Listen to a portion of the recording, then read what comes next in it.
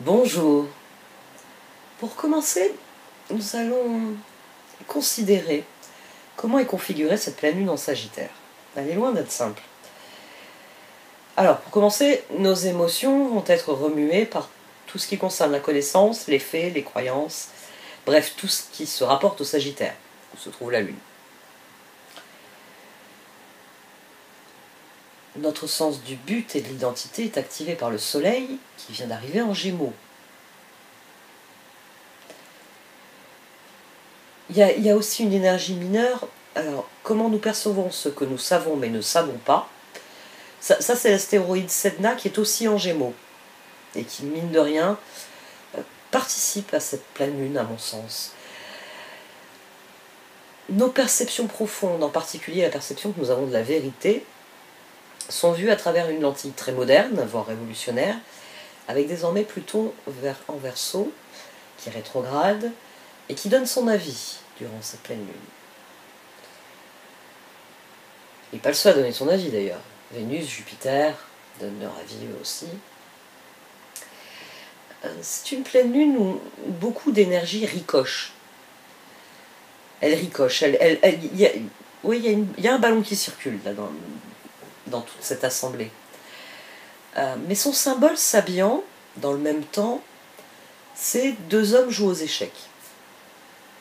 Donc ce symbole s'habillant vient nous dire que tout est en ordre, que les règles fixées par l'univers sont respectées et prévalent toujours, que la trame de la vie, que la réalité, existe toujours de manière tangible, tel le plateau du jeu d'échecs.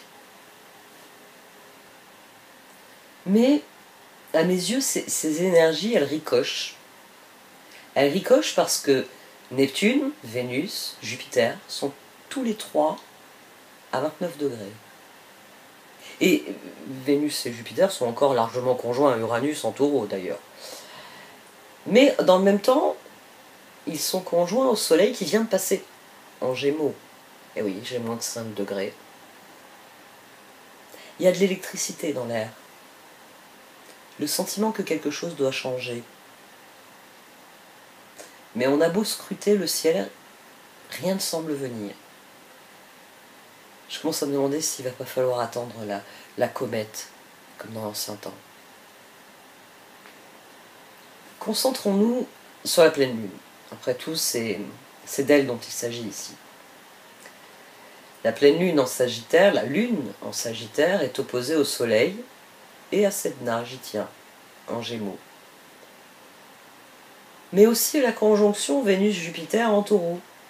Parce que cette conjonction, comme elle a lieu sur le 29e degré, le Soleil est en conjonction avec cette conjonction, même s'il a changé de signe. La Lune est également sextile à Pluton en Verseau, trigone à Neptune en Poisson, c'est pour ça que j'ai déjà parlé d'eux, et tous les deux sont au 29e degré, c'est pour ça que j'en ai parlé. Durant cette pleine lune, nous devrions observer le point culminant atteint par les croyances, lune en Sagittaire, et ce point, il est illuminé par ce que nous savons instinctivement. C'est des choses que nous avons ignorées, mises de côté jusqu'à présent, mais nous en avons une forme de prescience. Et ça, c'est Soleil, Sedna, Jupiter, Vénus, et même plus largement Mercure qui est aussi en Gémeaux. Et cette lune, finalement isolée, que les autres fixent, ça révèle que notre réflexion doit être remise en question par ce que nous apprenons, ou par ce qui prend un relief différent sous la lumière de cette pleine lune. Parce que, oui, le Sagittaire, avec cette pleine lune, vient nous dire que ce sont les faits qui priment, et qu'ils primeront toujours sur les fantasmes. Tiens, voilà les illusions, la spécialité de Neptune en Poisson.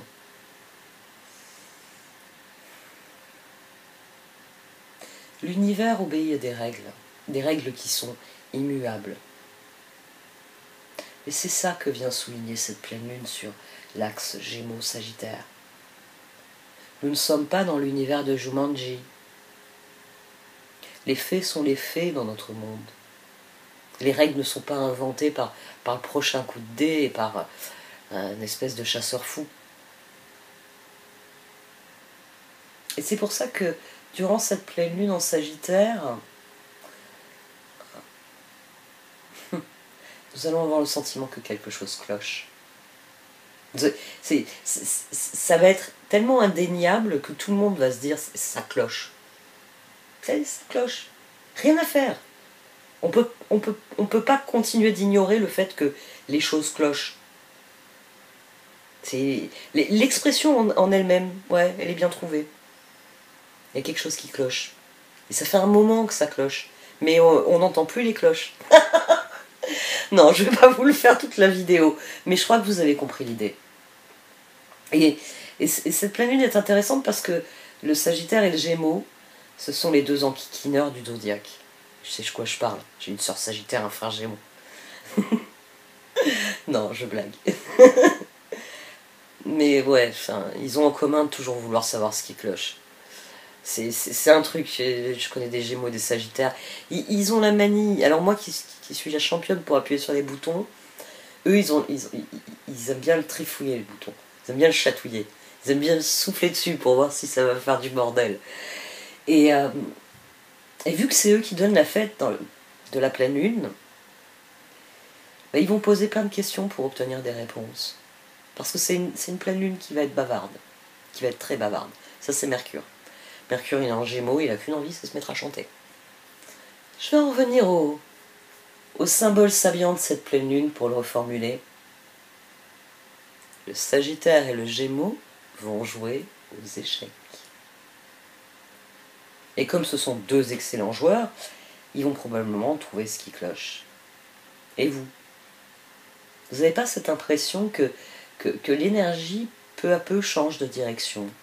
Pour le dire différemment, qu'il y a une porte qui semble devoir s'ouvrir là-bas. Depuis quelque temps, il y a un truc qui bouge. Alors c'est peut-être que moi, ou c'est peut-être parce que ces derniers jours, le Soleil a perfectionné un trigone avec Pluton, nouvellement en Verseau. Et ce trigone Soleil-Pluton souligne que nous apprenons lorsque nous confrontons nos idées à celles des autres, lorsque nous nous confrontons au monde extérieur, parce que ce sont les expériences que nous vivons qui nous font grandir.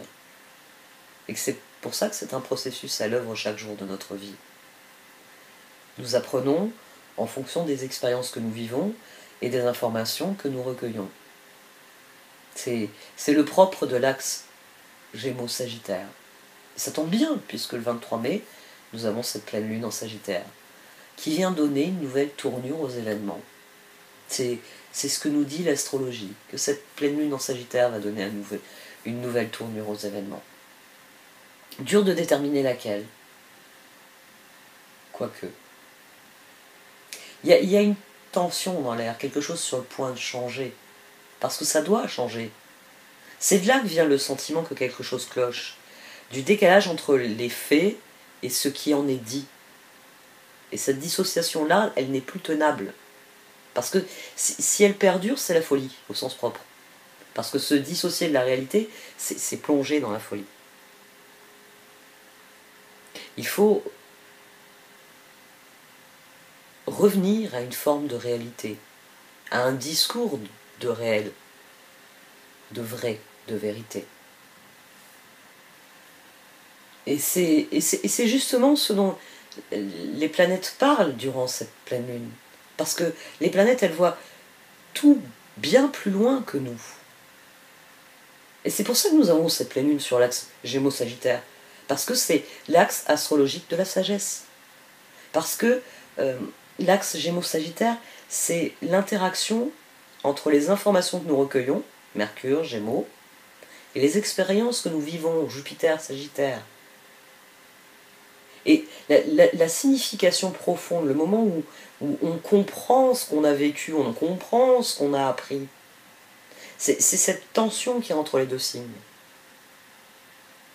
Parce que le Sagittaire, en bon philosophe, recherche la vérité, Tandis que les jumeaux dissèrent sont préoccupés par les aspects plus tangibles de la collecte puis du partage des données.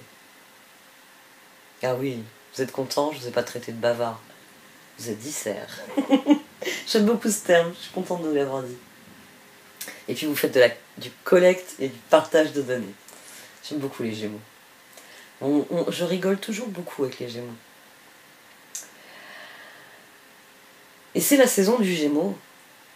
Mon frère est né le 23 mai, je vais vous dire.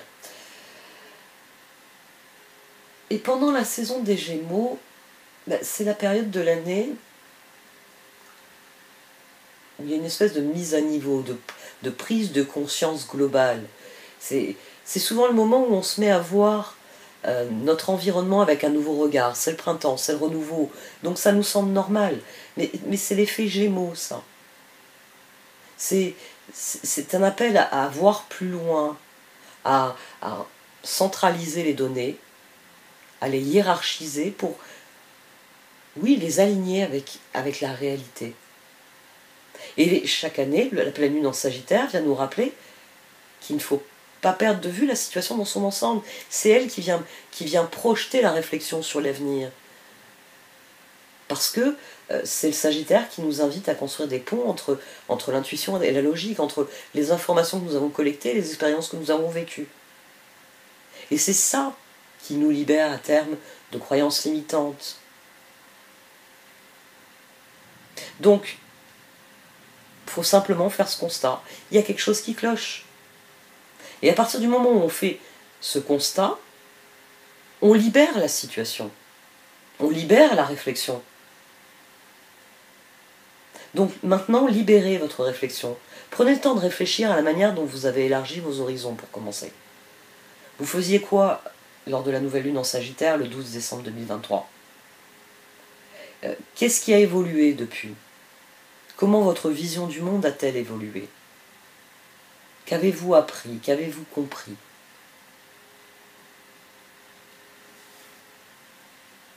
Parce qu'il s'agit de faire progresser la situation.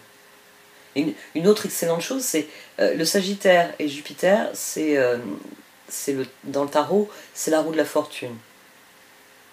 Et cette pleine lune, elle vient faire tourner la fortune, elle vient changer le visage des événements. Alors c'est vrai que la roue, elle fait parfois peur parce qu'elle parle d'un changement imminent, immédiat, et souvent souhaité, mais toujours indépendant de notre volonté. C'est le karma. La roue est karmique. Elle nous propose des situations sur lesquelles nous pouvons choisir d'agir. Parce que la roue, c'est l'intersection entre le destin et le libre arbitre. Il y a ce qui est possible et il y a ce que vous en faites. Et la roue, durant cette pleine lune, s'est arrêtée pour nous donner la possibilité de dire oui à quelque chose ou non à quelque chose. Pour certains d'entre nous, ce sera l'aboutissement d'un processus. Nous serons parvenus à un carrefour et nous serons bien conscients de ce vers quoi nous voulons aller ensuite. Pour d'autres, le carrefour surgira au détour d'un virage, un peu de nulle part. Mais dans les deux cas, il y a aussi cette dimension ici, l'idée que vous n'aurez pas le temps pour réfléchir, qu'il faudra prendre une décision rapide et qu'il faudra se jeter simplement dans la bataille. Après tout, c'est une pleine lune. La lune et le soleil se font face à travers le ciel. Et le soleil, il peut se reposer sur Vénus, sur Jupiter, parce que même si eux sont encore sur le dernier degré du taureau, le soleil est avec 4 degrés Gémeaux, donc en même temps, il est pas loin. C'est la porte à côté. Et ce dernier degré où se trouvent Vénus et Jupiter, c'est le degré du destin. C'est le point culminant d'un voyage. Et ce degré, il est donc activé directement par la pleine lune. Alors, ça peut être aussi, c'est vrai, l'aboutissement du voyage de Jupiter, justement, à travers le taureau. Après tout, Jupiter est en Taureau depuis mai 2023. Là, il va entrer en Gémeaux dans quelques jours. Donc, cette pleine lune, elle vient peut-être conclure, d'une certaine manière, le transit. Le Taureau est un signe stable, un signe qui fait prospérer les choses. Et il est fort possible que cette pleine lune en Sagittaire vienne parler de la récompense pour le dur labeur fourni en Taureau. Et puis Jupiter donc, va entrer en Gémeaux. Ah, le signe où se trouve le Soleil, opposé à la pleine lune. Donc c'est peut-être aussi, j'ai envie de dire, les préparatifs pour l'année qui va s'ouvrir. Il se peut que quelque chose se mette en place tout simplement dans votre vie. Ici, ça peut créer une dynamique pour certaines personnes, c'est pas quelque chose qui cloche, c'est le truc qui clochait justement ne cloche plus. Bah oui, ça y est, la dernière pierre a été posée, donc le mur il est plus du tout branlant, il est solide, comme un roc.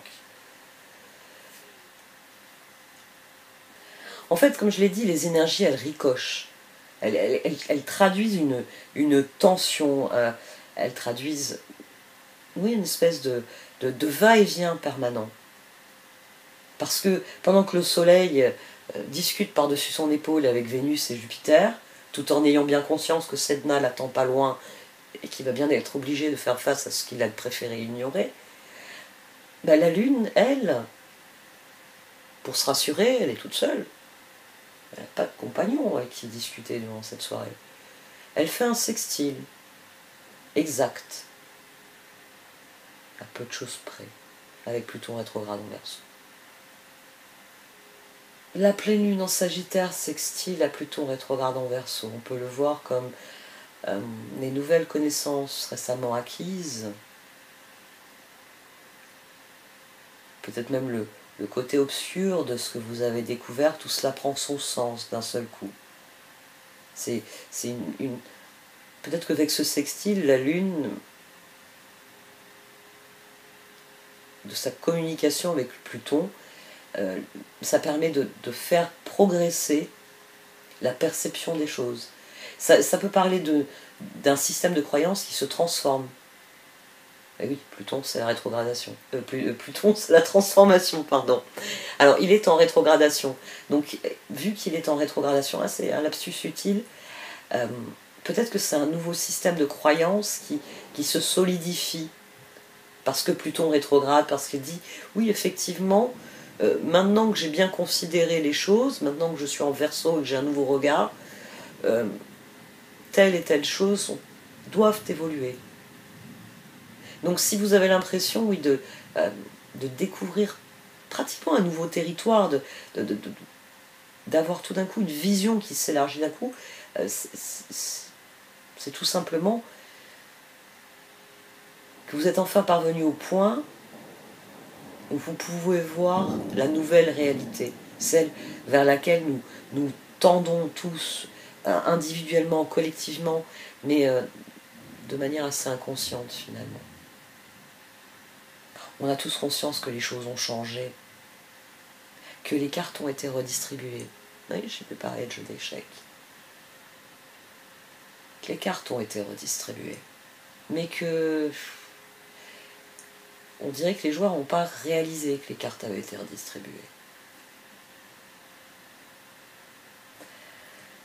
De toute façon, alors, sur cette pleine lune, dites-vous bien qu'il ne va pas y avoir que moi qui vais m'exprimer. Il va y avoir un fort désir de s'exprimer pour deux raisons.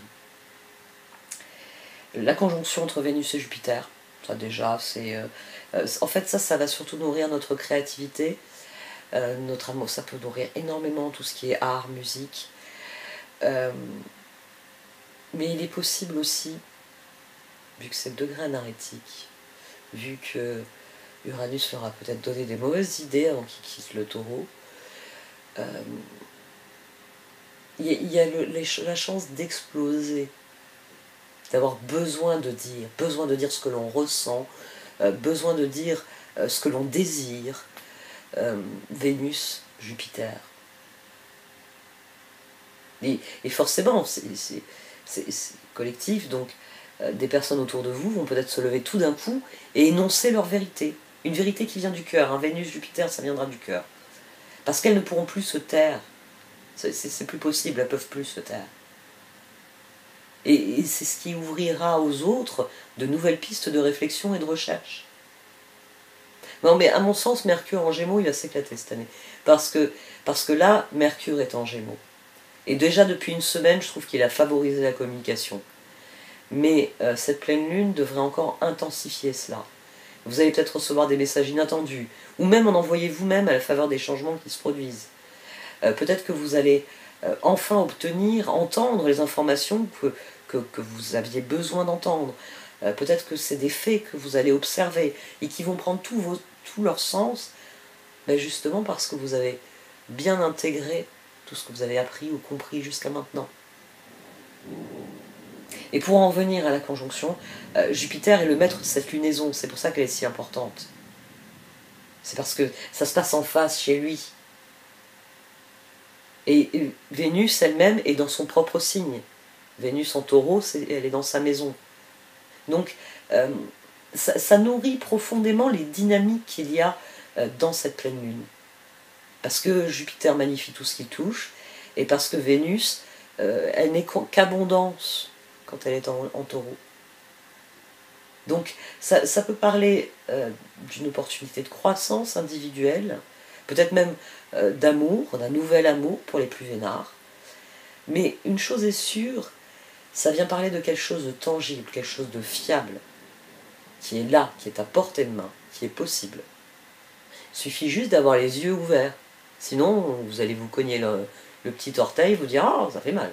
Et vous allez continuer votre route sans même voir qu'il fallait vous baisser et ramasser le truc contre lequel vous vous êtes cogné. J'ai pas pu m'en empêcher. Ça m'arrive des fois, hein. Ça, vous avez dû le noter justement sur des transits comme ça qui sont rapides. Parce que j'ai pas de placement en Sagittaire, en Gémeaux. Bon, je reçois des trigones du Gémeaux hein, pour mon Soleil, mon Pluton et mon Mercure qui sont en Balance, forcément. Mais sinon, voilà, c'est deux zones qui ne sont pas occupées par des planètes, donc pas directement activées, seulement indirectement activées. Mais voilà, j'ai moi-même cédé à ce que j'avais vu dans cette pleine lune. C'est une pleine lune qui va être caractérisée par une communication rapide. Mercure est là pour donner une tape sur les fesses du Sagittaire et pour qu'il s'élance à toute allure et qu'il lance ses flèches simultanément. Parce que c'est aussi une pleine lune qui parle d'opportunités inattendues. Des choses qui nous propulsent enfin vers le changement que nous attendions. Et c'est pour ça que c'est une pleine lune qui est extrêmement chanceuse. Comme de toute façon, toutes les pleines lunes en Sagittaire. Elles sont toujours marquées par beaucoup de chance, ces pleines lunes-là.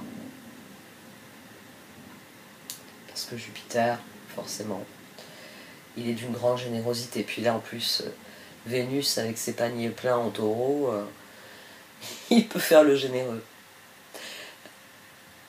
Un dernier point que j'avais noté, là, que je n'ai pas développé, l'archétype du Sagittaire, c'est le chercheur. C'est le chercheur parce qu'il croit que la vérité doit être recherchée. Et donc, au lieu de faire confiance à son intuition, il préfère étayer les faits par des preuves. C'est le chercheur. Parce que le Sagittaire valorise la vérité, et donc l'honnêteté d'ailleurs. C'est pour ça que c'est le bon moment pour dire votre vérité. C'est une pleine lune qui donne envie parce qu'elle est pleine de bons augures. C'est une pleine lune qui veut que vous vous ouvriez à toutes les opportunités qui vont se présenter. C'est une pleine lune qui vous dit que si la roue tourne, faites simplement ce qu'il faut faire, suivez le courant. Parce que le bon sens gagne toujours. Et que sur l'échiquier de la vie, c'est vous qui faites avancer vos pions. Une dernière note positive pour terminer cette vidéo de pleine lune. Neptune est désormais à 29 degrés des Poissons, je l'ai déjà fait remarquer. Oui, sextile aussi, pleine lune. Ça aussi, je l'ai fait remarquer. Ici, alors, je vais reparler de l'activation du degré anarétique parce que la conjonction Jupiter-Vénus active le 29e degré. Cette configuration du zodiaque, cette activation des 29e degrés, ça souligne bien que les anciens cycles touchent à leur fin et que tous nos modèles connus se rapprochent de leur point de rupture. Le 29e degré des poissons est celui qui est le plus particulièrement puissant. Parce que les poissons, c'est le dernier signe du zodiaque. Ensuite, c'est le renouveau du bélier. Et la présence de Neptune ici, au 29e degré de son royaume, il se tient sur le seuil de la salle de bal. Et la salle de bal, en fait, elle brille tellement. C'est Gatsby le magnifique dans sa dernière soirée. Il flambe tout. Il flambe tout parce qu'il sait qu'il a tout perdu. C'est intéressant. Parce que j'avais fait une vidéo, je me rappelle que j'avais fait une vidéo avec comme point de mire Gatsby le magnifique. Et je me demande si c'était pas déjà sur ce type d'énergie. Il faudrait que je replonge dans les anciennes nouvelles lunes, les anciennes pleines lunes.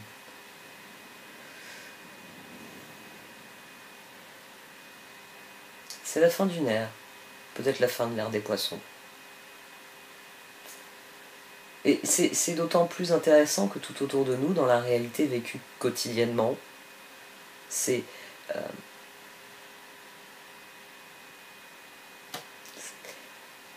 le moment est venu de décider quelles histoires nous sommes plus disposés à croire. Quelles croyances nous devons laisser derrière nous parce que les illusions, elles se sont effondrées.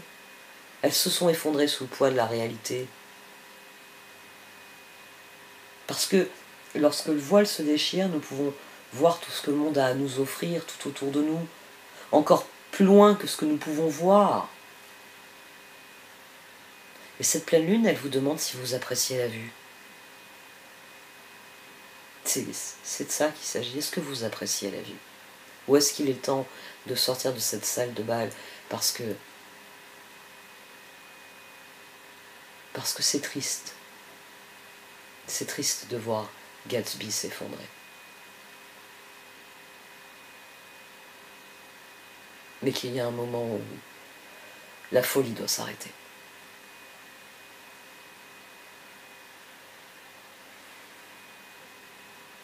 J'arrête là. Merci de m'avoir écouté. Vous pouvez liker, commenter ou partager cette vidéo. Au revoir.